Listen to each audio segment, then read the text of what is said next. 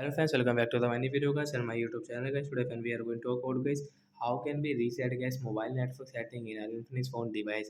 Friends, you want to reset guys your mobile data guys, your mobile network settings. So how can you reset it today friends? I will show you. I will tell you guys in this video.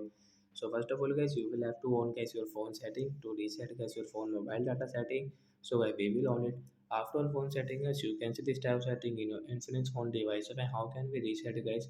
Infinix one guy phone mobile data setting is you can see guys your last one guy phone system setting is tap on your phone system setting. After one guy phone system setting is you can see reset option guy we will tap here. Let's click on guy reset setting.